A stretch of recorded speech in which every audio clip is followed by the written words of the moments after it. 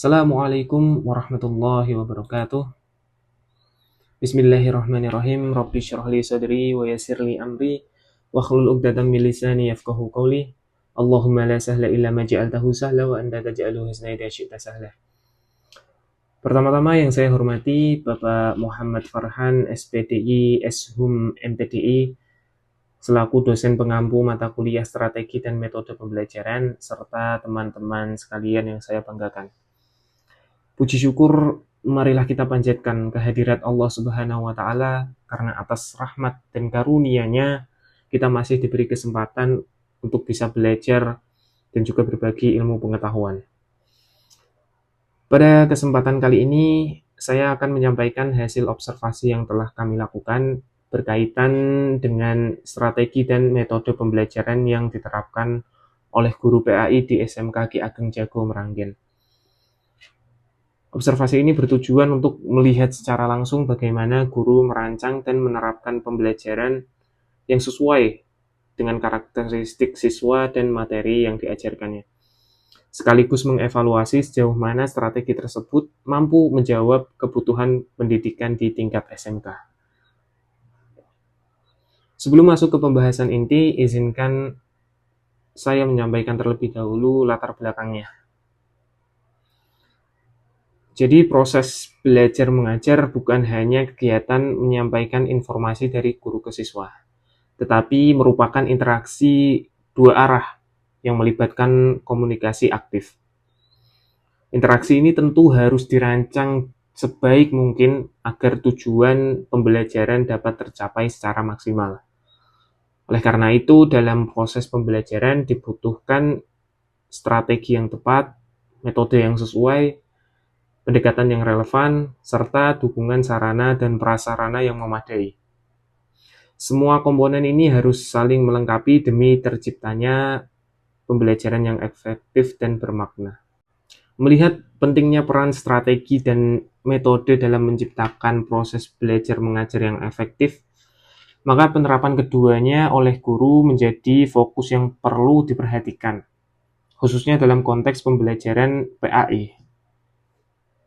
Hal ini mendorong kami untuk melakukan observasi dan juga wawancara di SMK Ki Ageng Jago, guna mengetahui bagaimana guru PAI di sana itu menerapkan strategi dan metode pembelajaran yang tepat dalam kesehariannya di kelas. Dari sinilah kemudian muncul beberapa rumusan masalah yang ingin kami angkat dalam penelitian ini. Yang pertama adalah tentang bagaimana penerapan strategi dan metode pembelajaran yang digunakan oleh guru PAI di SMK Ki Ageng Jago.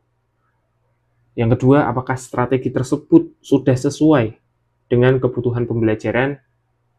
Dan yang ketiga, apa saja kendala yang dihadapi dalam proses pembelajaran dan bagaimana solusi yang dilakukan oleh guru tersebut.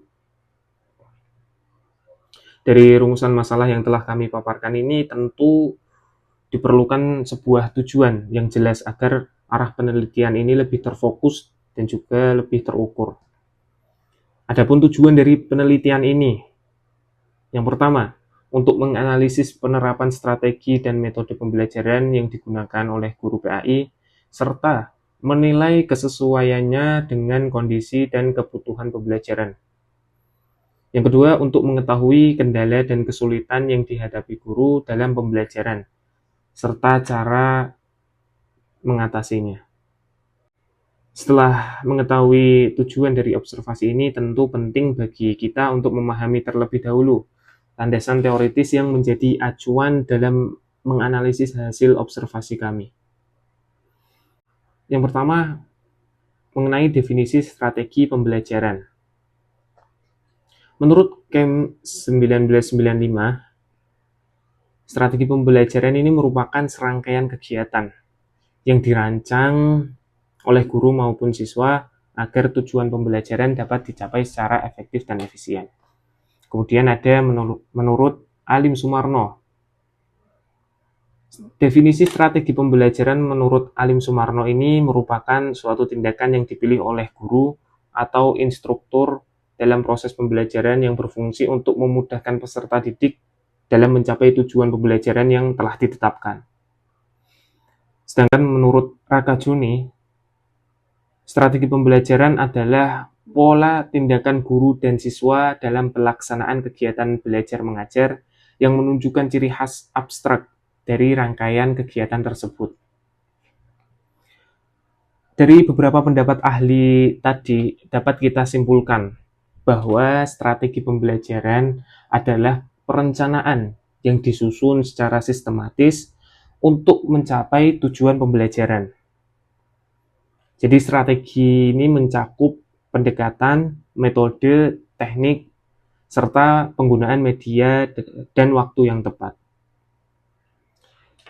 Dan strategi ini digunakan oleh guru untuk mengelola kegiatan belajar agar lebih efektif dan efisien.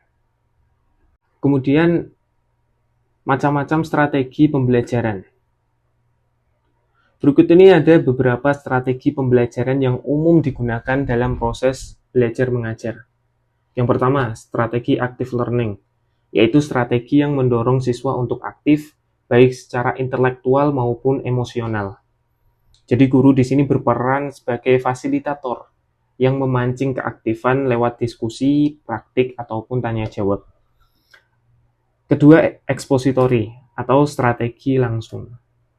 Strategi ini berpusat pada guru yang menyampaikan materi secara jelas. Biasanya cocok untuk menyampaikan konsep-konsep dasar atau teoritis. Selanjutnya ada strategi inquiry, di mana siswa diajak untuk mencari tahu sendiri melalui pertanyaan-pertanyaan kritis. Ini membantu mereka membangun pemahaman secara mandiri. Kemudian ada problem-based learning, yaitu pembelajaran yang berbasis masalah nyata, di mana siswa ini dilatih untuk berpikir kritis dan menyelesaikan masalah secara ilmiah. Dan yang terakhir ada quantum learning. Jadi strategi ini menggabungkan unsur emosi, lingkungan, dan metode belajar yang menyenangkan dengan tujuan untuk memaksimalkan potensi siswanya. Kemudian selanjutnya ada strategi kooperatif, yaitu pembelajaran kelompok kecil yang saling membantu untuk mencapai tujuan bersama. Ini menumbuhkan rasa tanggung jawab dan kerjasama antar siswa. Berikutnya ada contextual learning. Strategi ini menghubungkan materi dengan kehidupan nyata agar siswa lebih mudah memahami. Ada juga strategi afektif yang lebih menekankan pada pengembangan sikap dan nilai, misalnya melalui diskusi moral atau kegiatan-kegiatan reflektif. Dan yang terakhir ada strategi diferensiasi. Strategi diferensiasi ini merupakan strategi pembelajaran yang menyesuaikan dengan kesiapan, minat, dan gaya belajar siswanya. Ini sangat penting untuk mengakomodasi keberagaman yang ada di dalam kelas.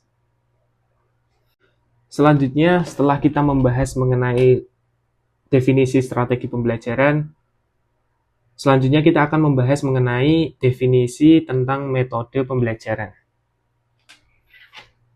Metode pembelajaran sendiri merupakan cara atau prosedur yang digunakan dalam proses pembelajaran untuk menyampaikan materi kepada peserta didik.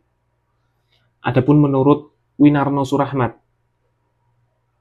metode adalah cara yang di dalam fungsinya merupakan alat untuk mencapai suatu tujuan.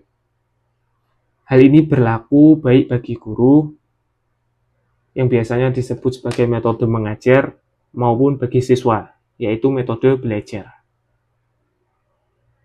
Metode ini merupakan bagian dari strategi dan bisa berbeda-beda sesuai dengan tujuan dan karakteristik peserta didiknya. Contoh metode yang sering digunakan ada metode ceramah, kemudian ada metode diskusi, ada metode tanya jawab, demonstrasi, eksperimen, dan lain-lain.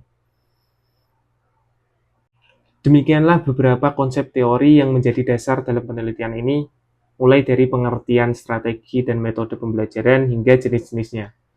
Selanjutnya kami akan masuk ke bagian inti dari penelitian, yaitu mengenai analisis hasil observasi dan wawancara yang telah kami lakukan di SMKG Ageng Jago.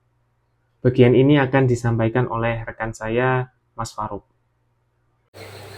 Selanjutnya, saya akan menjelaskan tentang penerapan dan kesesuaian strategi serta metode pembelajaran yang dilakukan oleh guru pendidikan agama Islam di SMK Ki Ageng Jago, khususnya dalam materi praktik pemulasaran jenazah. Dari hasil pengamatan dan wawancara, guru PAI menggunakan berbagai strategi dan metode pembelajaran yang diterapkan secara terintegrasi dalam satu rangkaian kegiatan. Semua pendekatan ini itu disesuaikan dengan karakter siswa, kemampuan, dan kebutuhan mereka. Tujuan akhirnya adalah agar pembelajaran tidak hanya tersampaikan secara teori, tetapi juga bermakna dan mudah dipraktekkan oleh siswa. Cara itu apa saja? Yaitu pertama, ada strategi ekspositori plus ceramah.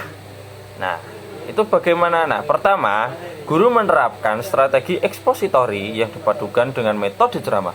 Strategi ini digunakan di awal pembelajaran untuk menyampaikan dasar hukum, latar belakang, serta aturan fikih terkait pemulasaran jenazah. Metode ini itu sangat cocok diterapkan pada siswa SMK yang cenderung membutuhkan arahan yang jelas di awal pembelajaran. Selain itu, ceramah membantu memberikan pemahaman kognitif yang terstruktur sebelum siswa masuk ke tahap praktik. Nah, kemudian itu ada strategi konstekstual plus audio visual. Nah, itu bagaimana setelah penyampaian teori, guru melanjutkan pembelajaran dengan memutar video tata cara pemulasaran jenazah. Strategi ini itu termasuk dalam pendekatan konstekstual atau konstekstual teaching and learning. Melalui media visual, siswa dapat mengaitkan teori yang telah mereka terima dengan gambaran yang nyata. Ini sangat efektif karena siswa SMK itu umumnya memiliki gaya belajar visual dan lebih mudah memahami materi melalui contoh konkret. Gitu. Kemudian ada strategi kooperatif plus praktik kelompok. Nah, pada tahap praktik, guru membagi siswa ke dalam kelompok berdasarkan jenis kelamin. Setiap kelompok melakukan simulasi pemulasaran jenazah. Strategi ini merupakan pendekatan kooperatif yang menekankan pada kerjasama antar siswa. Pendekatan ini sangat sesuai dengan karakteristik siswa SMK yang aktif dan terbiasa belajar secara kolaboratif. Selain itu, pemisahan kelompok berdasarkan jenis kelamin juga memperhatikan etika dan aturan agama terkait batasan aurat. Kemudian ada strategi active learning plus tanya jawab dan demonstrasi. Nah, terakhir ini strategi yang terakhir yaitu guru juga menerapkan strategi active learning. Ini terlihat dari dibukanya ruang diskusi dan tanya jawab selama pembelajaran langsung. Guru juga memberikan demonstrasi langsung dengan tata cara memandikan dan mengkafani jenazah sebelum siswa mempraktikkan secara berkelompok. Strategi ini sangat tepat karena siswa tidak hanya menjadi pendengar, tetapi benar-benar terlibat langsung dalam proses belajar. Hal ini membantu memperkuat pemahaman dan mencegah terjadinya kesalahan saat praktik. Kesimpulan, secara keseluruhan, strategi dan metode yang digunakan guru PAI di SMK Ki Ageng Jago telah disesuaikan dengan kondisi siswa, baik dari karakter, kemampuan, maupun kebutuhan belajar mereka. Pendekatan yang beragam dan fleksibel ini terbukti mendukung keberhasilan pembelajaran, terutama dalam materi praktik seperti pemulasaran jenazah. Baik, selanjutnya mengenai bagaimana cara guru menentukan strategi dan metode pembelajaran. Dalam menentukan strategi dan metode pembelajaran, guru PAI di SMK Ki Ageng Jago ini memiliki pendekatan tersendiri. Guru biasanya merancang pembelajaran dengan mempertimbangkan berbagai aspek, mulai dari kurikulum hingga karakter siswanya. Yang pertama, guru selalu berpatokan pada kurikulum yang berlaku. Jadi setiap strategi dan metode itu dirancang berdasarkan kompetensi inti dan kompetensi dasar yang harus dicapai. Jadi dengan demikian proses pembelajaran itu tidak keluar dari tujuan yang sudah ditetapkan, baik dalam aspek kognitif, afektif, maupun psikomotoriknya. Yang kedua, guru juga sangat memperhatikan karakteristik siswanya. Jadi setiap kelas biasanya memiliki dinamika yang berbeda-beda. Ada kelas yang lebih aktif, ada pula kelas yang lebih pendiam. Dalam kondisi seperti ini, biasanya guru menyesuaikan pendekatan pembelajarannya. Jadi kelas yang aktif cenderung diberi kegiatan diskusi dan praktik kelompok. Sementara kelas yang lebih pasif biasanya diberi stimulus melalui tanya jawab atau video agar mereka tetap bisa terlibat. Yang ketiga, penentuan strategi juga sangat dipengaruhi oleh jenis materi yang akan diajarkan. Jika materinya bersifat konsep seperti bab tentang fikih, maka guru memilih metode ceramah dan mungkin memilih tayangan video untuk membangun pemahaman dasar siswanya. Namun jika materinya bersifat praktik seperti pemulasaran jenazah, maka guru menerapkan metode demonstrasi dan praktik langsung agar siswa benar-benar memahami dan mampu mengaplikasikannya. Selain itu, guru juga tidak terpaku pada satu metode saja. Biasanya beliau mengkombinasikan metode agar pembelajaran di kelas itu tidak monoton. Contohnya ceramah biasanya dikombinasikan dengan media visual, atau dikombinasikan dengan diskusi, atau bisa juga dengan praktek di lapangan. Tujuannya agar semua gaya belajar siswa, baik visual, auditori, maupun kinestetik, bisa terfasilitasi. Selain itu juga guru memanfaatkan berbagai media tambahan seperti video pembelajaran, kemudian gambar, atau alat bantu praktik lainnya. Penggunaan media ini bukan hanya untuk memperjelas materi, tetapi juga untuk menarik perhatian siswanya dan menjadikan pembelajaran di kelas lebih kontekstual serta menyenangkan. Yang menarik adalah guru juga terbuka terhadap evaluasi.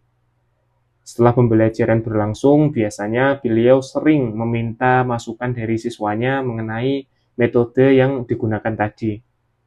Jika ada yang dirasa kurang efektif, maka akan dilakukan penyesuaian di pertemuan berikutnya.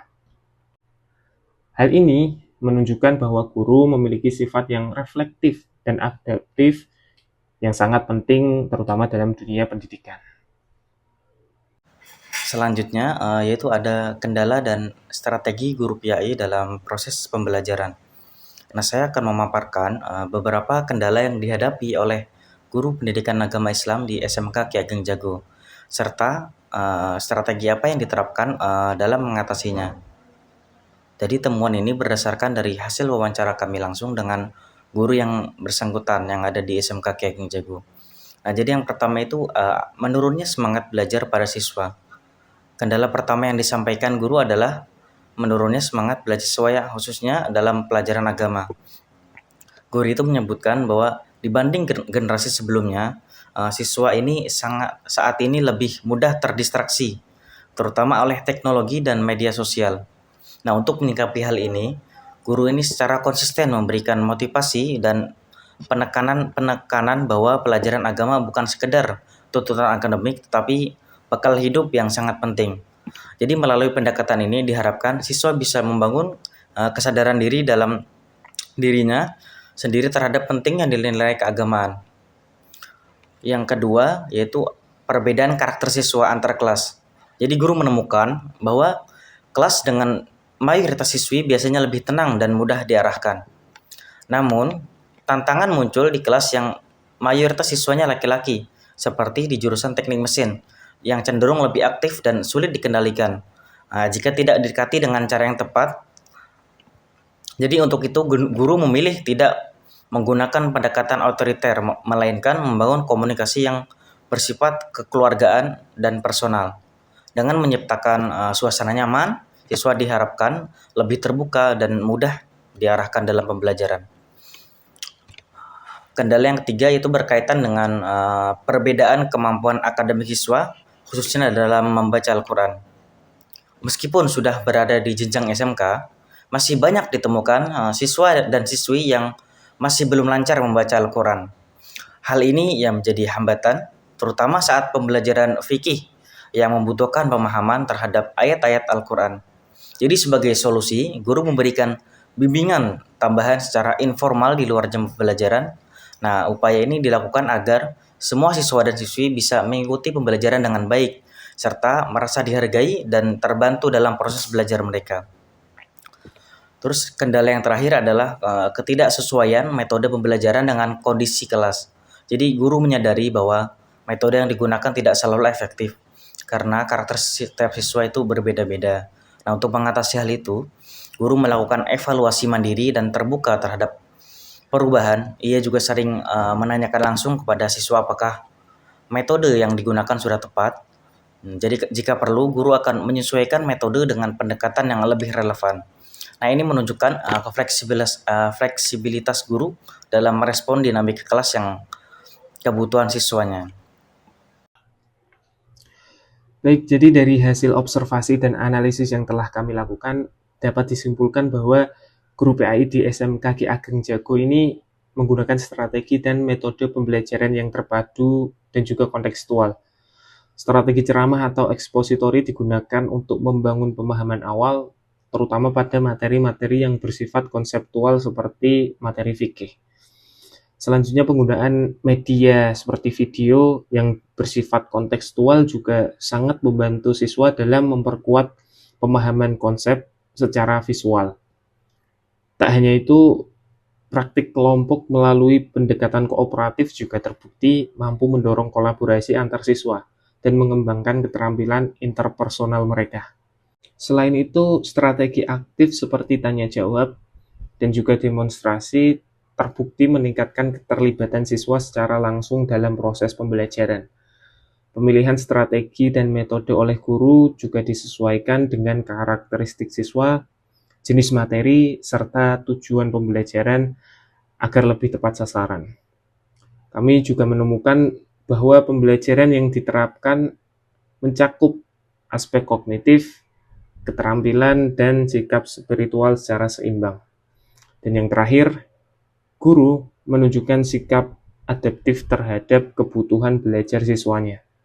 Hal ini penting untuk menciptakan proses pembelajaran yang lebih efektif, relevan, dan menyenangkan bagi peserta didiknya. Sebagai penutup dari pemaparan kami, berikut ini adalah dokumentasi yang berhasil kami tangkap selama proses observasi berlangsung.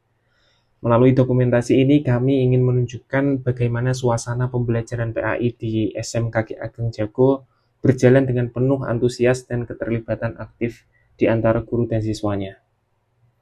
Akhir kata, kami ucapkan terima kasih atas segala perhatiannya. Kurang lebihnya mohon maaf. Wassalamualaikum warahmatullahi wabarakatuh.